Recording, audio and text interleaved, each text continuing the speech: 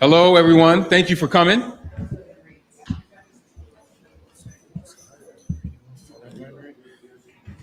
I did not get a break for Labor Day. I worked on Friday, Saturday, Sunday, and Monday. So happy belated every Labor Day to everybody. Good to be here at Avenue D. Good to see everyone here. I want to start by taking this opportunity to express my respect and gratitude for Rochester's incredible workforce, especially those involved in organized labor, whose powerful work ethic and amazing talents and commitment to excellence continue to attract the attention of employers from across the world. And we're here today to talk about public safety. And I always say the best crime reduction is a job. And just last week, we celebrated our summer youth employment program, celebrating all of the employers that employed our young people over the summer, and I'm very grateful for them. And the Rochester's region's highly skilled, educated, and dedicated workforce in our cities.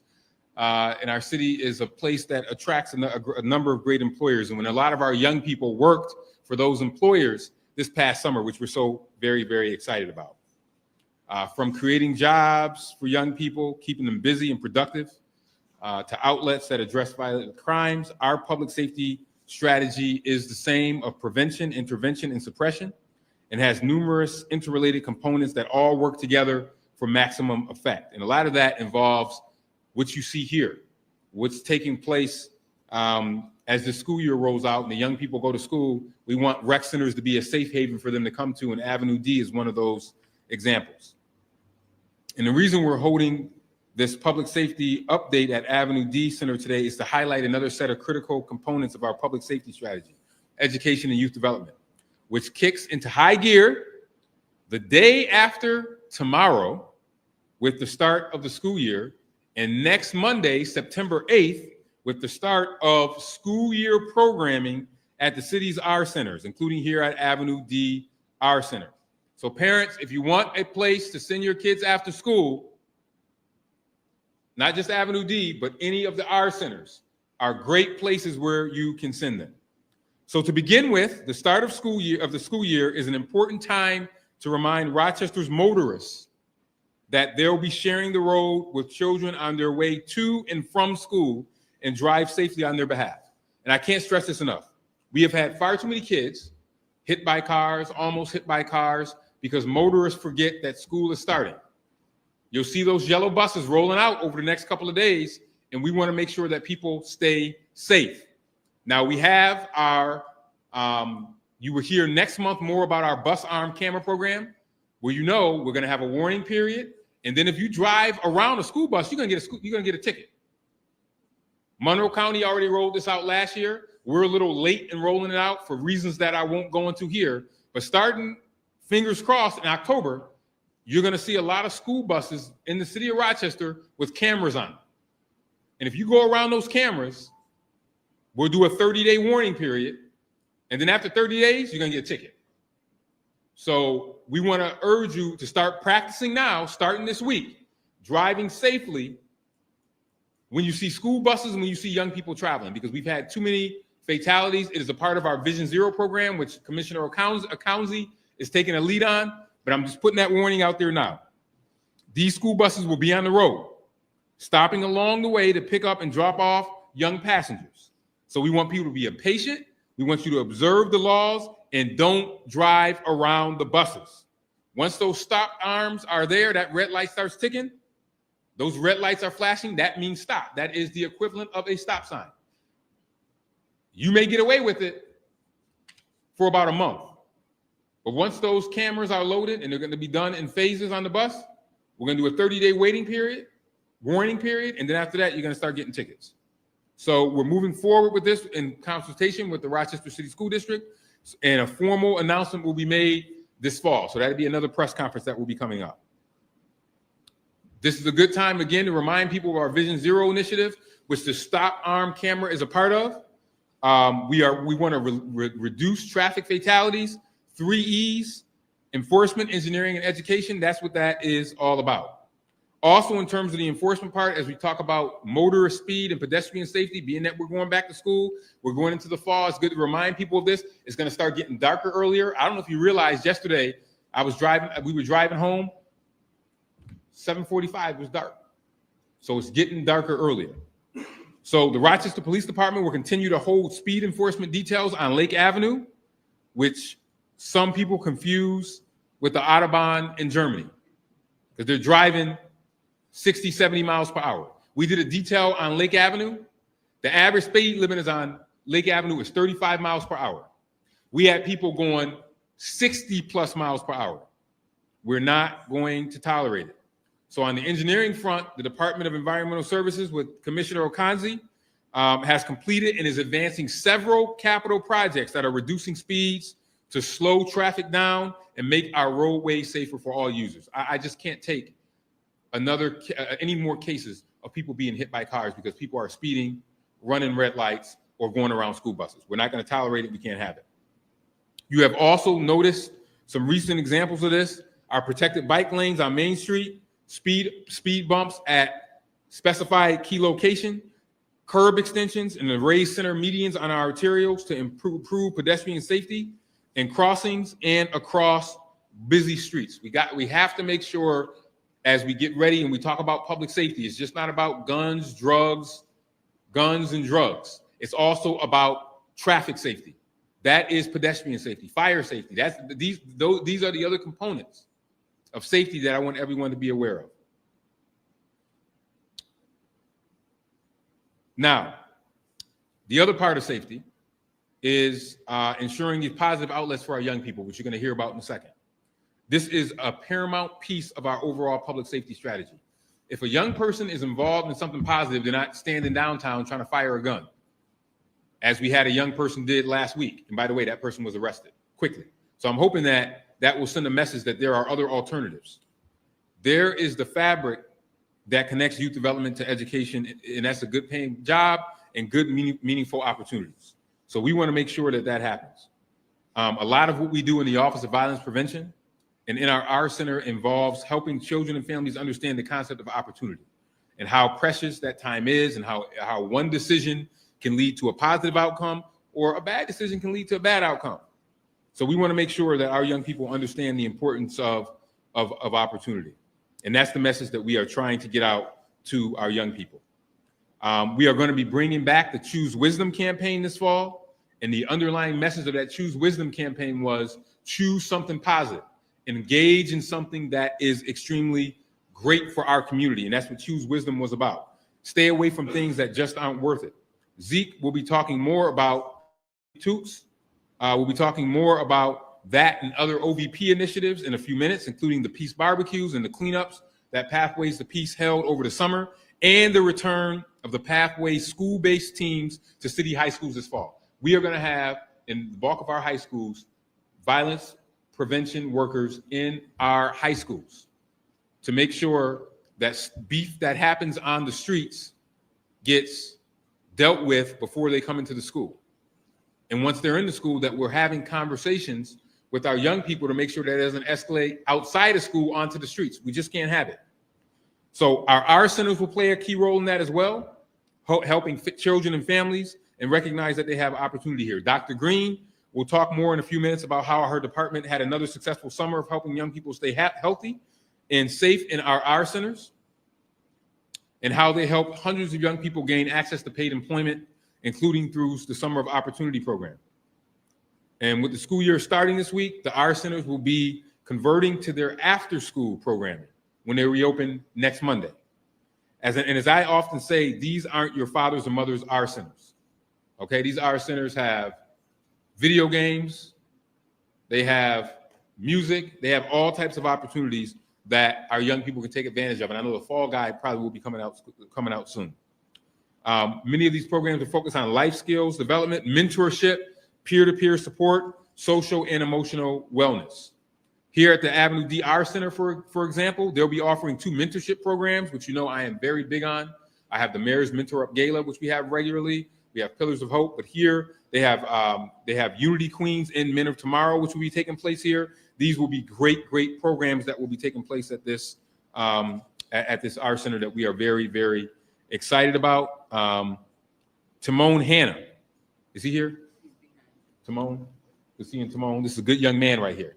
15 years old. He's got a program where he invites adults and older youth to come together and share their stories of success with young people to inspire them to set their own goals and work to achieve them. That's what we need, and that's what we're happy to have. And stories like this always reinvigorate my administration for Rochester's youth and brighten my hopes for the future. The vast majority of young people are doing positive things. We got a couple of knuckleheads. Now, the news media pays attention to a lot of the knuckleheads. They get way too much attention. But the vast majority of these kids, we had hundreds of kids working this summer. So we want to focus on them as well. We'll also be continuing our partnership with the Center for Youth this year, bringing mental health counselors into the R centers to help children and families recognize and cope with the trauma they might be experiencing. Mental health is going to be a #1 priority for us going into the end of this year as well as next year.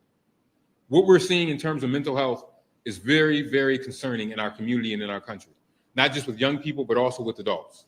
So I encourage all parents to put these R centers to work on behalf of their children and families this school year. www.cityofrochester.gov/recreation to learn more about our programs and register as a member to utilize any of our R centers. In addition to the work taking place in our R centers, I'm giving you a lot of information here. I'm really looking forward to the return of what I will believe will become Rochester's marquee opportunity event for young people.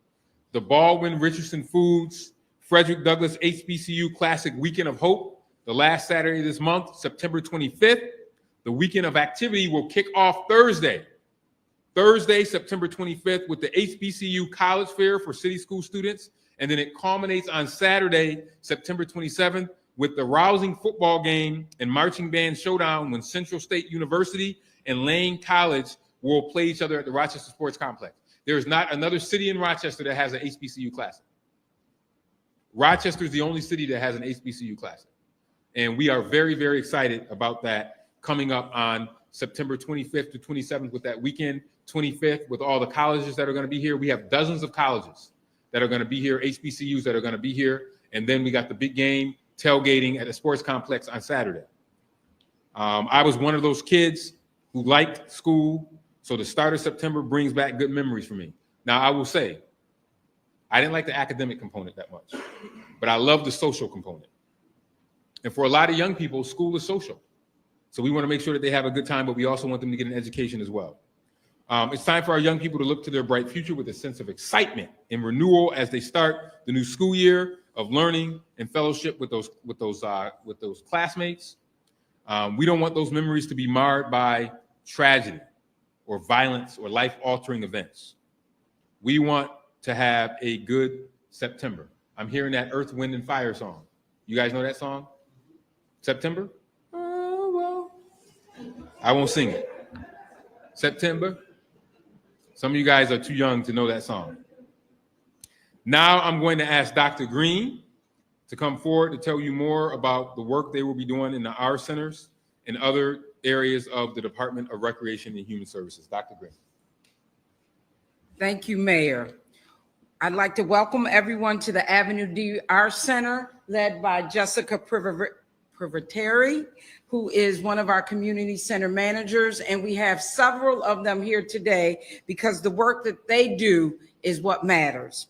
Our team in Dries had another great summer, serving tens of thousands of young people and their families each month this summer. To begin with, we continue to advance Mayor Evans' mandate to help every child who wants a job to get a job. We provided paid employment opportunities for more than 350 young people through our Summer of Opportunity and Youth Employment Training Academy this summer, led by Isaac Bliss in the back. And another 71 young people who were too young to get their work permits participated in our Rock MBK Summer Scholars Program. This allowed them to earn stipends while learning about soft skills that are integral to successful work habits. And now we're looking forward to the start of the new school year. As the mayor said, Rochester's amazing R centers truly are centers of opportunity for Rochester's children and families. In addition to providing a place where children will be healthy and safe when they're out of school, our centers serve as an excellent supplement to the educational opportunity young people receive in school. We're not here to just keep kids busy. We're here to help Rochester's children and young people become successful adults. But let's not tell them that because they're having too much fun. On top of the social and emotional support programs the mayor talked about, our program offerings include cooking classes, Earth Explorers, dance classes, academic programs, visual arts, performing arts, sports gaming, robotics, and much, much more. Even dinner while they're at the Art Center. And don't worry, we still offer a variety of robust suite of athletic programs, especially at the Rochester Community Sports Complex, where the staff is always working up something new and thinking outside of the box. You can even say they're thinking outside the pitch, as in a cricket pitch where the batter lines up. Yes, this fall, we're going to offer a youth and adult cricket academy at the Rochester Sports Complex, which I'm sure our growing population from the Caribbean will really appreciate. This shows just how much we're always looking for ways to meet the needs of our community members that we serve. Parents should also look at our centers as entry points to learn about the many other youth programs we offer at all of our facilities, including Youth Voice One Vision, rock music, and youth employment services. I'm telling you, we have something for everyone, but it can all be boiled down to three things that every parent wants to know about their child: physical activity, mental engagement, and social emotional support, all in the presence of caring adults. Best of all, with the exception of a few specialty camps, all of this is free. For city residents, the City of Rochester's our centers are just like they sound, our centers, as in yours and mine. To not put our centers to use for you and your children is like leaving money on the table. More than that, it's leaving opportunity on the table. So come on in. We're ready to help you and your family get the most out of the community, City of Rochester's our centers. and that will help you get the most out of life. Now back to the mayor. Thank you.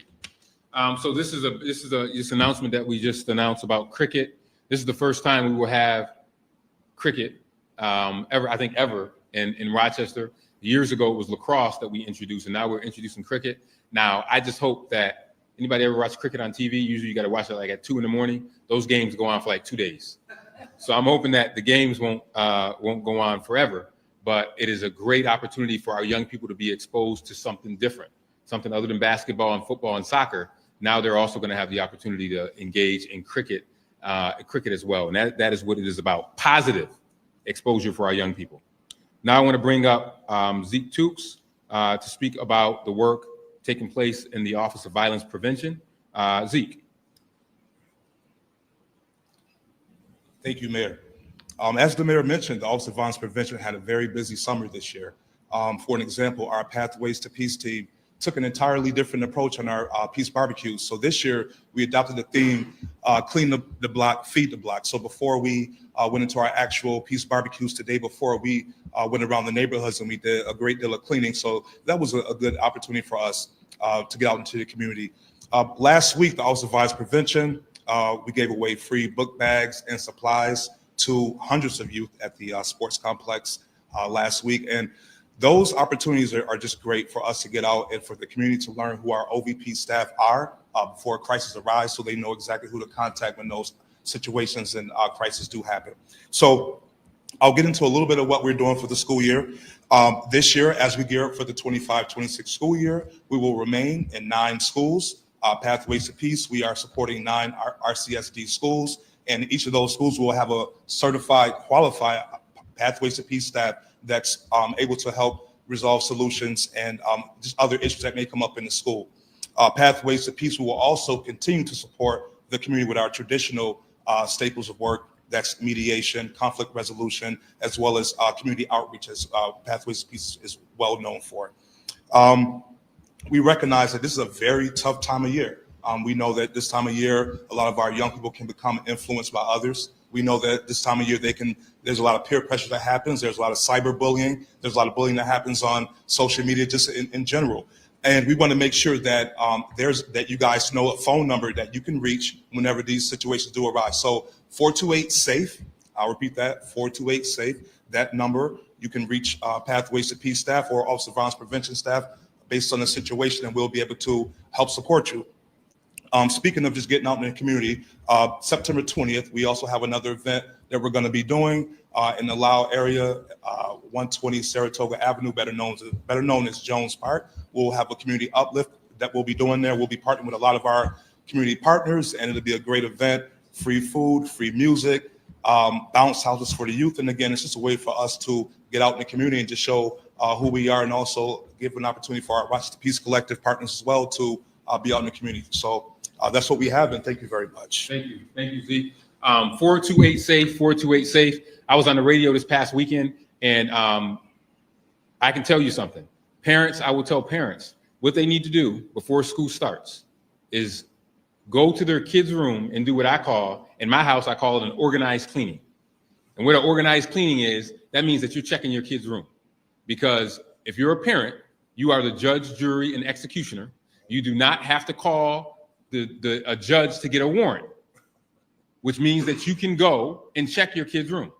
Now, this weekend, I've heard of a kid that had a BB gun in his room.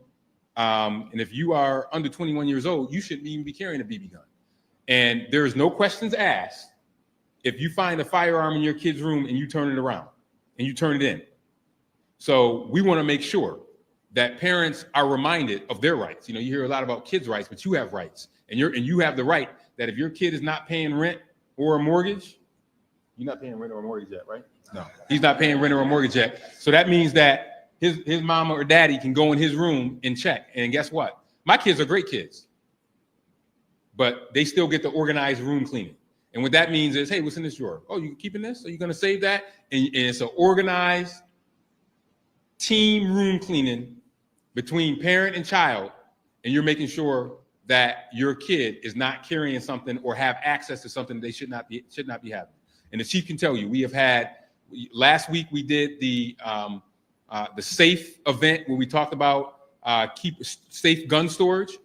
We have had many instances over the summer where you guys hear these shootings and you don't hear much about them because they're self-inflicted wounds of kids that got access to firearms. You're like, oh, I wonder what happened there. Well, a kid shot himself. So we want to make sure that parents, as part of school year, when we change clocks, you change the batteries in the smoke detectors. The start of the school year is for parents to do that organized, coordinated room cleaning with your kid, which is a fancy way of saying that you looking at what's in their room. It's what I do with my kids, and it's what I would urge parents to do. I know, I'm sorry, you're probably saying, man, I don't want my parents all in my room. But guess what? You got to do it. You got to do it. So we want to make sure that young people don't have access to things they shouldn't have. Knives, guns, things that their friends may give them. Check your kids' rooms. You want to make sure that you do that. Now I'd like to hear from, I want to switch gears a little bit on the public safety front.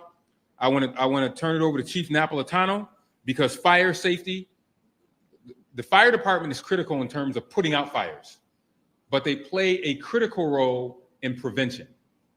In this summer, we have had a lot of fires, some of which could have been prevented. Porch fires in particular, with barbecues and other things. But as it is starting to get cold and we go into the cold months, I want the chief to give us an update on fire safety items.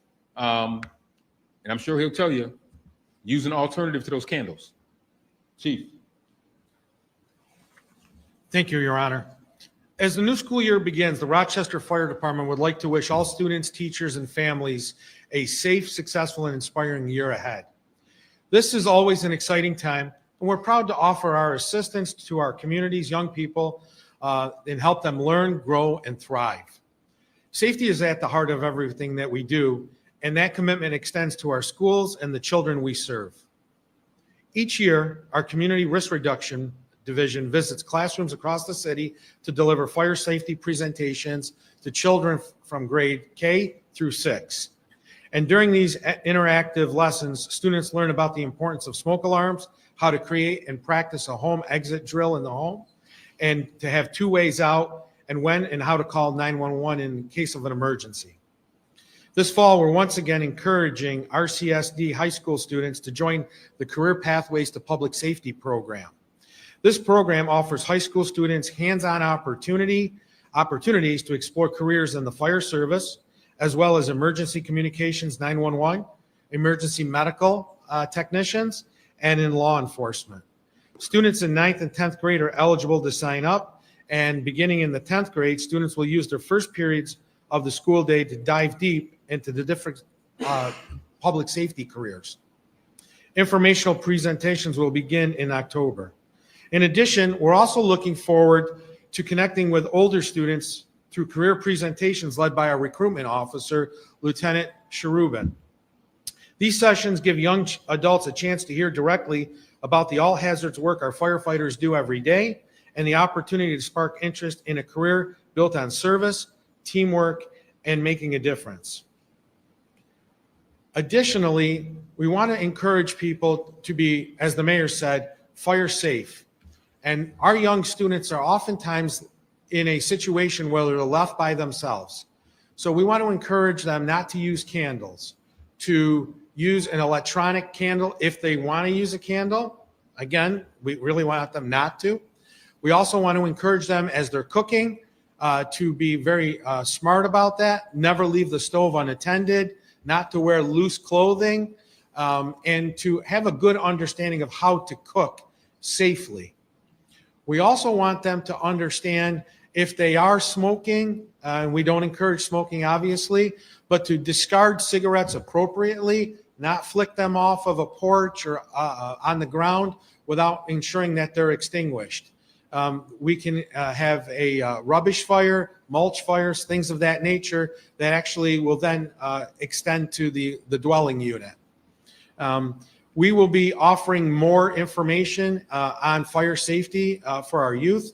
We talk about that. We also want to make sure as parents that your home has a working smoke detector as well as a carbon monoxide detector. If you don't have that, please call 311 and one of our engine companies or truck companies will come and install that unit for you at no charge. We'll also do an inspection of the home if you want us to do that. We offer batteries if you don't have batteries in the smoke detector or in the early notification devices. So we're here to assist you with that. So as the school year unfolds, please be assured that the Rochester Fire Department is here to support you. We remain committed to keeping our schools and neighborhoods safe, and we're honored to play a role in building knowledge and resilience in our community's next generation. On behalf of the entire department, we wish you a safe and successful school year. Thank you. Thank you. Edith, exit drills in the home. Is that still a thing? Yes, sir. And that is important to remember. We want to make sure that people do that, especially as we start back to the school year where gears start to change. I mean, I can't believe that summer is over.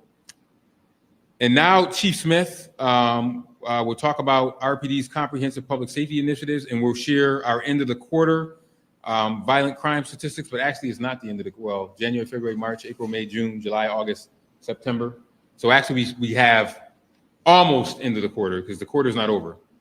We got to get through the month of September, then we'll be at the end of the quarter. But I'm going to have the chief come up and give us a brief update from the police side. Chief. Thank you, Mayor. Before I get into updates from last time we were together, I'd just like to remind everyone that everything we do with partners. And I'm not just talking about our federal, state, county partners. I'm also talking about our partners within city government. When we do an initiative such as we did on North Clinton Avenue, such as we did on Lyle Avenue, all the other city departments come with us, and it is definitely a team effort. So thank you to everyone. The past 3 years, we've done a tremendous job breaking down some silos in the city government. So on that note, obviously, first up, we had the North Clinton initiative for several weeks before the Puerto Rican Fest. During that initiative, we closed multiple drug houses, executed multiple search warrants. We also closed multiple open-air drug markets. We spent hundreds of hours walking, talking, and listening to those who live and work in the North Clinton Avenue area. And again, because we were out on foot, we were able to talk to a lot of those business owners and hook them up with other city resources that they may not necessarily have known were available to them. We are just wrapping up our Lyle Avenue initiative. That's been in the last few weeks. It was modeled after the North Clinton Avenue with obviously a few changes. You don't apply the same remedy in every location. Every neighborhood has its own unique challenges. But again, we spent the week walking, listening to the residents. We've done proactive work, including dozens of warrant arrests. And again, our partners have been out there with us right through the whole thing. For the Lake Avenue corridor, you heard the mayor mention it. Since last we met, we've continued our safety details in the Lake Avenue corridor. Altogether, we've issued nearly 100 speeding tickets in the 2600 block of Lake Avenue during 3 separate safety details in that corridor. We've also had several multi-jurisdictional traffic safety checkpoints with our partners in the county sheriffs and the New York State Police in the 4000 block of Lake Avenue. Some back to school reminders. Please remember, slow down. The kids are going to be out at the bus stops, both the morning and the afternoons. Please be especially careful around school zones, crosswalks, watch for kids in the roads. Also a reminder, the school buses are going to be out there. Please keep an eye out for the school buses. As the mayor mentioned, you're going to be hearing more about the Stop Arm initiative, but there's going to be cameras on those buses. So if you pass a bus, you're going to be getting a ticket. To general statistics in general, year-to-date homicides, we've had 24 year-to-date. Compared to last year at this time, we had 38, so a decrease in 14. And then in 2023 at this time, we had 42. And if you go back, it has been a steady decline since 2020. Overall, our shootings are down. We've had 117 shooting victims year to date. This time last year, we had 137, and we had 178 at this time in 2023. But again, we always look at the 5-year average. So I recommend everyone go take a look at our open data portal for our 5-year statistics. So far this year, we have taken 443 firearms off the streets of Rochester. 354 of those 433 were actually used in a crime. And again, that is thanks to the hard work of not only the men and women of the Rochester Police Department, but all of our partners in public safety. And then finally, again, I'd like to highlight the HBCU football games coming up. You know, it started last year when Deputy Chief Stith had the idea because, you know, when he was a youngster back in New Jersey, there were some New York City cops that took him to an HBCU game, and he wanted to bring that to Rochester. And although he has moved on, the game has stayed. So this is our second annual HBCU football game, Saturday, September 27th, as the mayor mentioned, Central State and Lane College. And the tickets are available at fdhhbcuclassic.com. So again, overall, thank you not only to the men and women of the Rochester Police Department, but to all our public safety partners and to Mayor Evans and the administration for supporting us in doing our work. Mayor? Thank you. Thank you. Thank you, Chief. I'm glad you mentioned the game. I'm hoping now he was Deputy Chief Stiff. Now he's Chief Stiff because he's the police chief in Piscataway, New Jersey. The mayor of Piscataway, who I know, he stole him from us, but we're gonna get somebody from Piscataway now. Get even. But again, I hope everyone will come out to the HBCU Classic.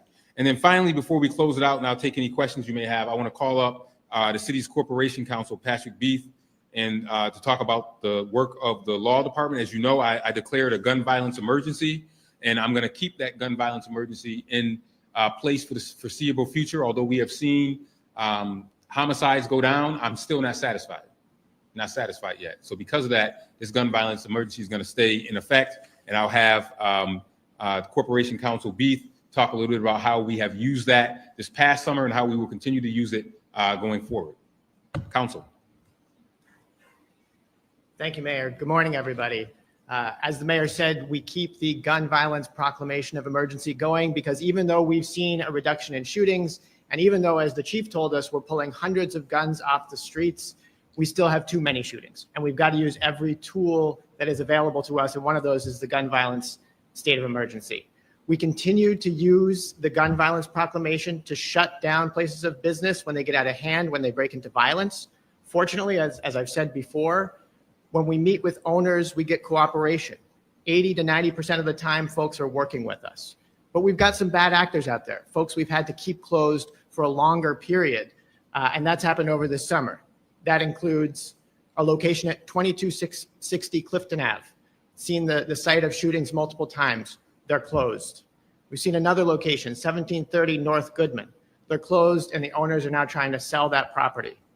And another set of shootings at 886 North Clinton. Same deal. They've been closed now for weeks and they're looking to sell the property. That's what we want. If folks are not going to do right by the people of the city of Rochester, if they're not going to take steps to make their establishment safe, we're going to shut the place down and we're going to get it into responsible hands. That's the power of the gun violence emergency order. Thank you, Mayor. Thank you. Thank you. And we are very pleased to see the reduction in violence, but we are not going to take our foot off the gas. And as you can see, I started out with the prevention part, right? And then we talk about the intervention part, and then the suppression. All those pieces together is how we continue to do this. This is a lot of work that it takes for us to be able to accomplish this. Also, just let me recognize the folks up here that did not speak. Kapute Akanzi, who's the commissioner. You heard from the center director, as well as Greg Roney, who's our deputy director for emergency 911, and of course, this Mr. Hanna, our great young man who is leading some great efforts here. You've been working over the school year too here, right? Sir. He's also working here over the school year to do positive things. He may be the mayor one day, so be on the lookout for him. With that, I will take any questions that I know we gave you a lot of information, but I will take any questions that you may have as it relates to back to school. As you know, we do this every month. We give a public safety update every month. We'll give one again next month, but we wanted to give one this month just to tell you where we are. Okay, any questions that you may have? I know we covered a lot of ground there. I may have given you so much. You probably can come up with 10 stories just off of the stuff we came up with. Cricket, you can do a whole story on that. You can do a whole story on fire safety. You can do a whole story on pathways to peace, going back into the schools.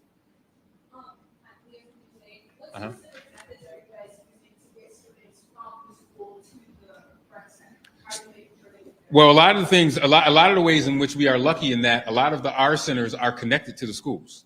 So that gives us a method in and of itself there. So that's one way to do it. But the other way we do it is that our center folks, they are out and engaging with the community as well as the schools. So that gives them the opportunity to be able to get connected. So if you look, our centers have after school covered. So we're saying to the school district, we know you may have some after school stuff, but no, we also have it covered. The other way in which people get an entry point is through the Office of Violence Prevention. When they are going through seeing some of the pathways to peace workers, they can make introductions there as well. So there are multiple ways to make sure that they get connected to the schools. Just another way, the city school district and charter schools will provide transportation to the rec centers as well after school. Huge. And the transportation piece is huge because that's usually a barrier sometimes for folks. So the fact that transportation is also provided is a way to help them. Are you new, Leah? Welcome. Welcome to Rochester. Who else? Just to be completely clear, when it comes to passing school buses, what road configurations does that apply to? Just one lane roads or divided highways? And anytime you see that, Anytime you see it, if you're on the right, left, next to 4 lanes, 5 lanes, when you see a school bus arm and an arm is out like this and you see that light, stop. If you're going east or north, if you're on that side and you're not even on the same side that the kids are getting off the bus, you need to stop. We had a city council member whose kid was almost killed because he was hit when somebody went around a school bus. So the road configuration doesn't matter. When you see that stop, you need to stop. And if you're late, that's your problem. You need to build in that time so you are not passing school buses. It drives me nuts when I see people pass school buses. But now we're gonna, again, you'll hear more about this in October as we put these cameras on buses. We'll do a warning period because we're going to warn you first. And then after that, all bets are off. We want to make sure that people do not endanger the lives of young people getting off school buses. So I'm hoping October. that's the hope. The hope is October, these cameras will be loaded on these buses. Does the warning period, is that, or what if people abuse that warning period? Being like, oh, I'm not going to get a ticket for these 30 days, I'm fine to pass this bus. Well, I don't know. I think we'll have to look at that on a case-by-case basis. But most people, from my experience and being involved in this type of stuff for a long time, usually when they get a warning, they usually take heed on that. You might have a few people that may not do that, but I think that will be an exception and not a rule. Any other questions? So by the end of the school year, what are you hoping to have accomplished? Like some tangible goals or As it relates to, I think one of the things that we want to make sure that we accomplish, number one, that students are doing well academically, because what happens outside of the school is just as important as what happens inside of the school. So we want to make sure that that happens. And then from a safety perspective, we want to make sure that we don't lose any young people to violence. I'm knocking on wood because this past year, we have not, now there's some young people that may have gotten injured, but we have not lost any young people under the age of 18 to homicides this year, I don't think. And that is the goal. We want to continue to make sure that it happens. But more important, we want young people to have work. We want young people to be like this young man here, that have a job. Like I worked when I was his age. I had a job. And we want young people to be involved. We want them to take up cricket. We want them to be involved in all the great programs that we have to offer. And we think that that will make for a very successful school year. But we all have to work at it collectively as a community in order to ensure that our kids have a great start in life. And I know that we can do that. And that's what you see up here is this team effort. And this is just from the administration, but this team effort, as the chief said, extends to all of our community partners, including the Rochester City School District. I know I'll be talking to the superintendent, I think today or tomorrow. And I'll be reiterating that to him, that the city, that we want to be a partner. They got a lot of challenges over there, from payroll to all types of stuff they got happening. But we want to be able to help them in their challenges. And that goes to the charter schools, parochial, private schools. We want to be partners in making sure that our kids get off to a strong educational start this school year. Okay? If there's not anything else, I thank you all for coming. Happy back to school, happy fall, and I'll see you all around the way. Thank you so much.